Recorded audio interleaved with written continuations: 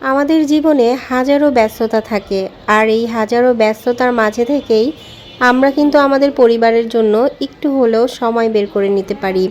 একটা দিন সবাই মিলে ঘুরতে বের হতে পারি। ঘুরতে বের হয়ে সবাই একসাথে গল্প করা এবং সবাই মিলে খাওয়া দাওয়া করা, সবাই মিলে হাসি ঠাট্টা করা, এসবের কারণে জীবনের অনেক দুঃখই কিন্তু আমাদের ভুলে থাকা সম্ভব। এটা হতে পারে একদিনের সাময়িক কিছু সময়ের মুহূর্ত, তবে এই মুহূর্তটাই একটা সময় স্মৃতি হয়ে আপনাকে অনেক বেশি আনন্দ দিবে। তাই তো আজ সারাদিনের সকল ক্লান্তিকে ভুলে, সংসারের হাজারো কাজের ব্যস্ততাকে ভুলে, বাচ্চার জন্য যত্ন নেওয়া, বাচ্চাকে দেখাশোনা করা, এই সব কিছু ভুলে বাচ্চাকে নিয়েই বের হয়ে গিয়েছিলাম বাহিরে ঘুরতে। আর বিশ্বাস করেন, এই সময়টা এত ভালো যাচ্ছিল, সংসারে কোনোভাবেই মন বসে না। দেখা যায় ছোট বাচ্চার সাথে সারাদিন কাটাতে কাটাতে, ছোট বাচ্চাকে দেখভাল করতে করতে একটা মা কিন্তু অনেক বেশি বিষণ্ণতায় ভোগে। আর সেই সময়টাই আমার পার হচ্ছে। আমি আসলে দেখা যায় বাবুর সাথে সময়গুলো কাটাতে কাটাতে অনেক বেশি বিরক্ত হয়ে যাই। এমন মনে হয় যে সংসারে কোনোভাবে আর মন বসাতে পারি না।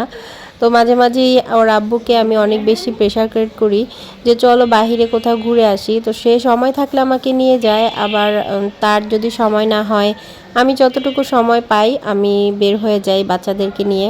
আজকে গিয়েছিলাম, আমার বোন ছিল সাথে, আমার আব্বু ছিল। তো আমার বোনের বেবি, আমি, আমার বেবি সবাই মিলে খুব সুন্দর একটা আমরা মুহূর্ত কাটিয়েছি, যেটা স্মৃতিতে বন্দি করার জন্য আমি একটু ভিডিও করে রেখেছি।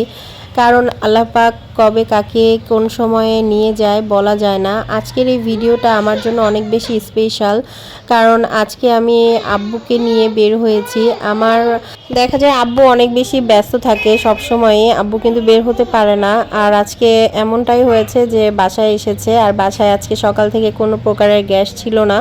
তো বললাম যে চলো আজকে সবাই মিলে আমরা বাহিরেই লাঞ্চ করব। তো বাচ্চা কাচ্চা সবাই মিলে আমরা বাহিরে রেস্টুরেন্টে চলে এসেছিলাম। এখানে আমরা দুপুরের খাবার দাবারটা খেয়েছি, আর বাচ্চারাও অনেক বেশি খুশি হয়েছে, কারণ এখানে প্লে জোন ছিল। বাচ্চারা এত মজা করে খেলাধুলা করেছে, বিশেষ করে আনাবিয়া এত খুশি হয়েছে যেটা মানে বলে শেষ করা যাবে না।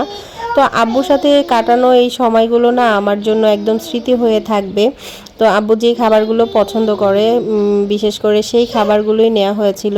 তো এখানের যে থাই স্যুপটা সেটা অনেক বেশি মজার হয়, আর এইখানের থাই স্যুপটা নাম করা। তো থাই স্যুপ নিয়েছিলাম, আর আদার্স খাবারগুলো আমরা লাঞ্চ করেছিলাম। তো এখন আমি একটু স্যুপটা ট্রাই করে নিব।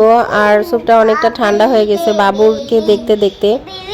পাশ দিয়ে আমার মেয়ের কথা শুনতে পাচ্ছেন, আমি যখন ভয়েস দিতে আসি ও এরকম করে। হ্যাঁ হ্যাঁ, বেবি বেবি। তো আমার নামতে সময় জুয়েলারি দেখতেছিলাম। তো আজকে ভিডিওটি কেমন লেগেছে কমেন্টে অবশ্যই জানাবেন। যদি ভালো লাগে আমার এই ছোট্ট পেজটাকে একটু সাপোর্ট করবেন। সবাই ভালো থাকবেন। আজ এখানেই বিদায় নিচ্ছি। আল্লাহ।